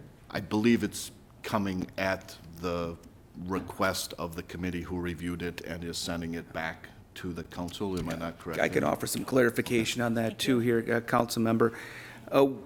When we last had this before the city council, and I'm looking at the date, I think it was August of last year, we had at that time a request for action, which was a recommendation by the Planning Committee of Council to take a draft ordinance amendment that they have reviewed and to start the process over again at the Planning Commission with a new public hearing. The reason behind this is we did have action, as you know, go forward, and we had a vote at the City Council on May 20th of last year that resulted in a 3-3 vote. Since there was not a majority of the council to amend the code, it died at that point. There was a direction by the council to send this ordinance to Planning Committee. The current ordinance being that was not approved on May 20th being dead at that point, but the issue of keeping of chickens still being open was sent to the Planning Committee of Council. They reviewed that in May, or they reviewed that in June and July, came up with a draft ordinance. The direction from the Planning Committee at that point, at that meeting in August of last year, was do you want to consider the recommendation of the Planning Committee and consider the adoption of a new ordinance, which would result starting over again at Planning Commission, or would you opt to say, we're done with chickens? So that was the decision that was before you at that meeting in which it was tabled. I think when I reviewed the council tape on that, I think, generally, the council members were looking at the activities that were before the council at that point, wondering if consideration of this could wait, and we were directed to bring this back for council consideration, between November and February, and so that we're proceeding to do that with this tonight. Okay. Now I need a second. Councilmember Liefeld. All those in favor? Aye. Opposed? Oh, okay. This is to bring it off the table, right? I call for, what was the vote? No. Should we do a call? Yes. Okay. Councilmember Vaughn? Coun- Councilmember Fulch? Yes. Councilmember Balsonic? No. Councilmember Brox? No. Councilmember Lund? No. Councilmember Liefeld? Yes. Mayor Fassbender? Yes.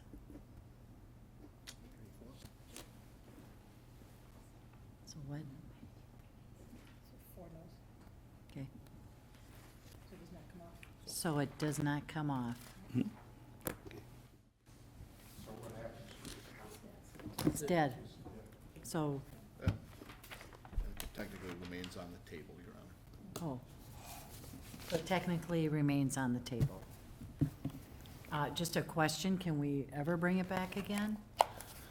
I think you can bring it back at any point in time in the future that you have a majority vote to do so. Okay. So for the audience, no change to, there's no ordinance. There's, okay. Okay. So then we move, right?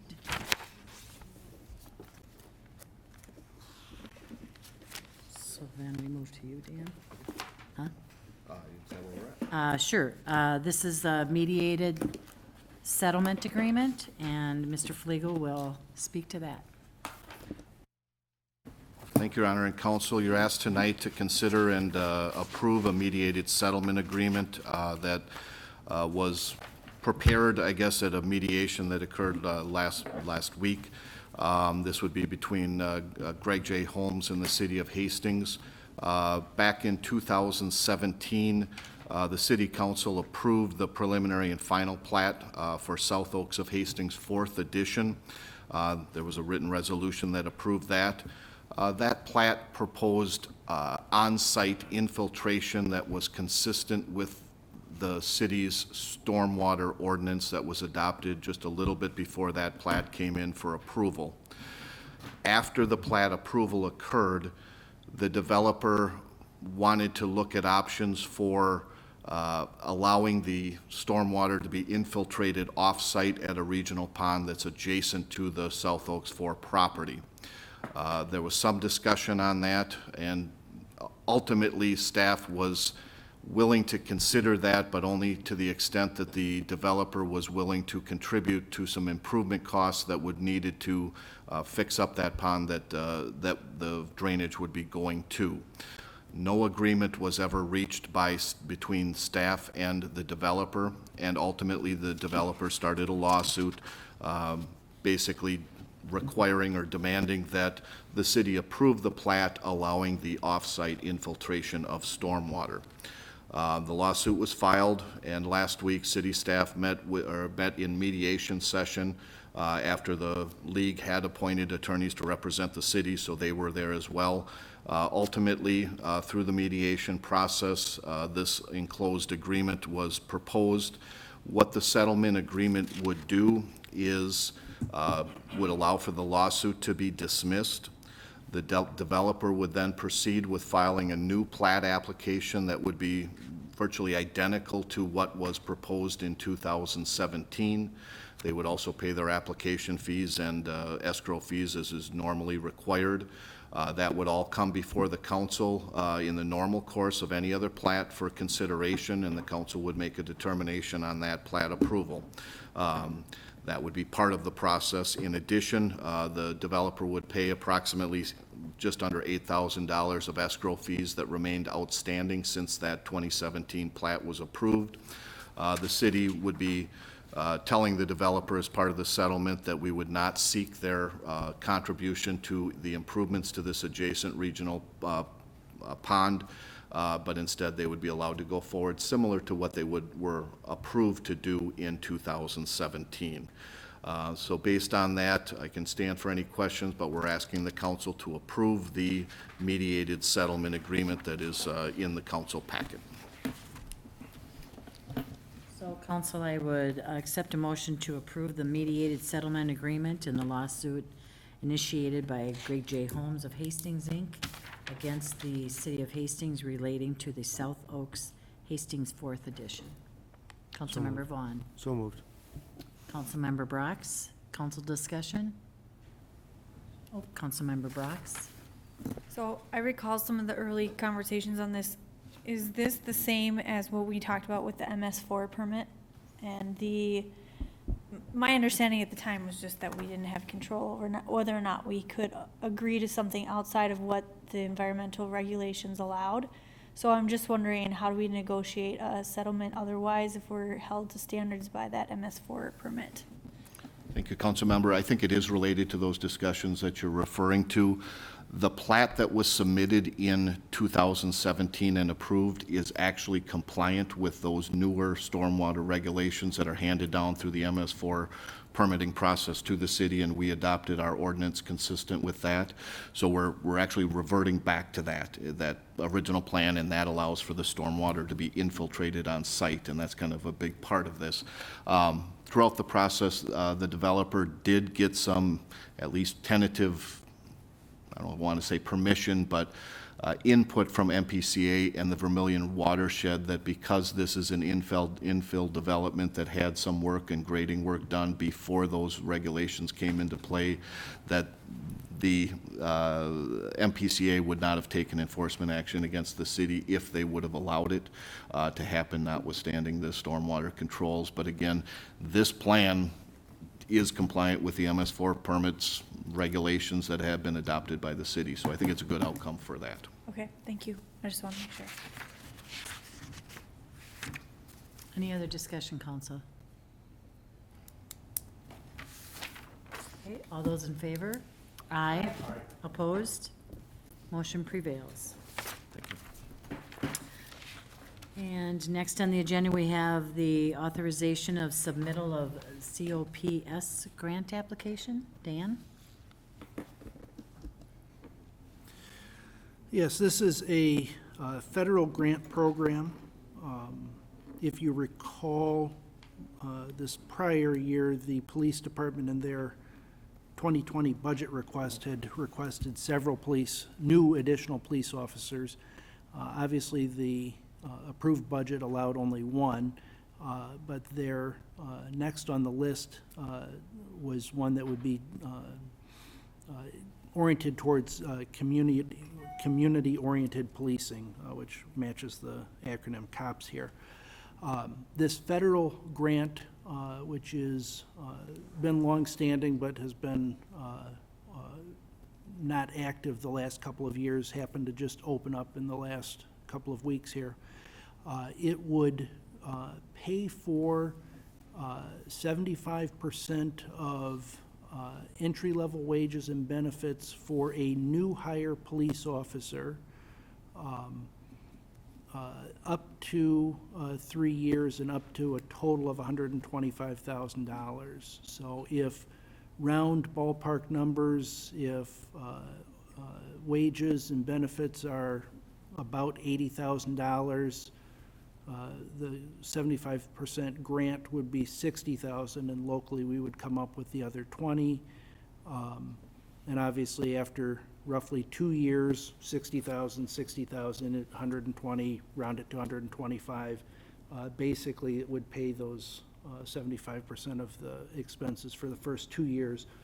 The key being afterwards, the city has an additional police officer and is paying 100% of those wages and benefits. So a key piece of discussion around, do we apply for this grant? Assuming we get it, do we accept it later this summer, is do you envision at least the possibility that in the next 1 to 3 years we might be adding an additional police officer and can take advantage of these grant funds? The other piece that I would point to on this is it has a fairly quick deadline. The application is due March 11th.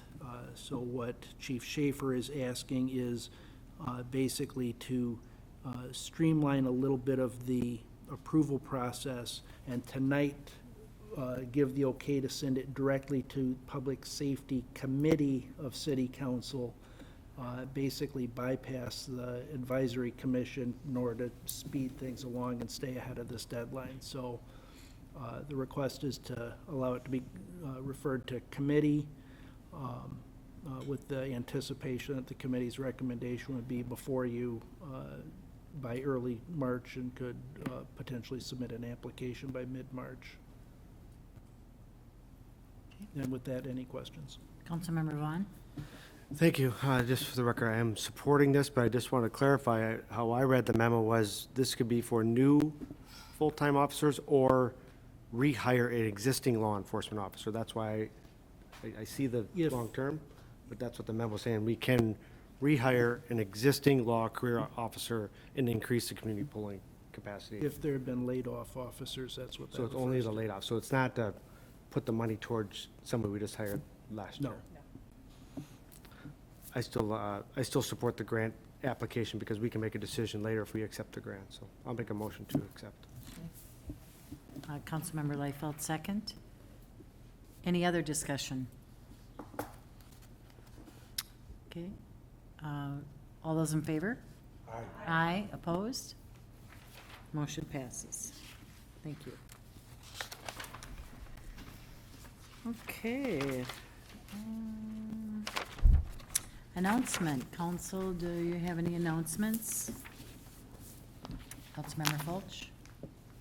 Thank you, Your Honor. I had a concern that I just wanted to bring up.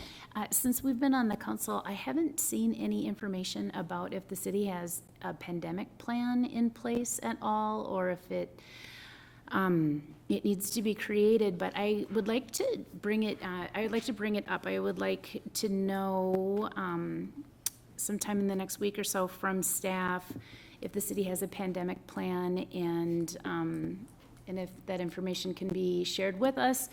The coronavirus is on the brink of becoming a pandemic, and on National Public Radio last Thursday, I heard them say that within the next 2 weeks, it'll be hitting all U.S. It'll begin to hit U.S. major cities, and by April into May, it will begin to peak in the United States. And so looking at the impact that it's had to China at this point, I just think that it would be time, if we have a pandemic plan, to brush it off, and if we don't have one, to look at having something in place. So that's my ask. Thanks. Sure. Councilmember, oops, nothing? No, they're not. Councilmember Vaughn? Thank you, Your Honor. I just want to give the group an update. The Great River Rail Association that I chair was lucky enough to make the governor's bonding bill. As everyone knows, that's just a start. That's just one. It's a regional project. I think that's why we're thinking it got into the governor's bill. But as we know on our other bonding projects, this is just the start of it. So it still has a long ways to go to make it to the end. So just an FYI. Thanks. Great. Councilmember Balsonic? Oh, thank you, Your Honor. To John, do we have a HEDRA meeting Thursday? Next Thursday, okay. 13th. 13th, so I wasn't, yeah, okay, so the 13th at 6 p.m. Very good, thank you. Okay. Tuesday, February 4th at 3:15. That's tomorrow. Dakota County will have a public art unveiling at the County Judicial Center in Balance, Justice, Wisdom, and Hope by Milligan Studios symbolizes the scales of justice in the culturally inclusion way. And we applaud Dakota County for bringing additional public art to our community. Wednesday, February 5th, December. My State of the City will be presented as hosted by the Hastings Area Chamber of Commerce and Tourism. I will give a recap of 2019, and I'll look forward to 2020. It will be at the Hastings Golf Club. Registration starts at 11:30, and you can go to the Chamber's website. A video will be posted on the city website after the event. Saturday, February 8th is ice fishing adventures from 9 to 11 at Lake Rebecca Park, recommended for all ages. Learn about ice safety, fish species, habitat, and fishing techniques. Bait tackles and instruction provided, no license needed. A DNR waiver has been provided for this event. Fishing gear given away every 30 minutes. Thursday, February 13th is Teen Skate Night from 8:30 to 11 at Pioneer Park. Broomball equipment, music, cocoa, bonfire, and s'mores. Saturday, February 15th is the League of Women Voters of Dakota County and the American Association of University Women's Hastings Branch will host a voter information session on the presidential nominating primary and precinct caucuses. The event is 10 a.m. to 11:30, and it's here at City Hall in the council chambers, and they are hoping that it will be televised as well. The information forum is a non-partisan, and it is free and open to the public. City offices will be closed Monday, February 17th, in observance of President's Day. The city council meeting will be held Tuesday, February 18th. Saturday, the 22nd, Hastings Police Department and Friends will participate in Law Enforcement Polar Plunge for Special Olympics. To register or donate, go to www.plungemn.org and search for the Hastings Sharks at the South Metro event. Public Safety Committee of the City Council will meet Thursday, February 6th at 5:30. Planning Commission will meet Monday, February 10th at 7 p.m. Parks and Rec Commission will meet Tuesday, February 11th at 7 p.m. And Heritage Preservation Commission will meet Tuesday, February 18th at 7 p.m. And our next council meeting is Tuesday, February 18th at 7 p.m. A lot of stuff going on. So, with that, council, I have a motion to adjourn. Oh, One more announcement, I apologize, I was sure. waiting. Tuesday, February 11th, Operations Committee meeting here in the City Hall Volunteer Room at 7 a.m. okay. Anything else? A motion to adjourn. Councilmember Brox and Councilmember Lund, all those in favor? Aye. Opposed? Motion passes.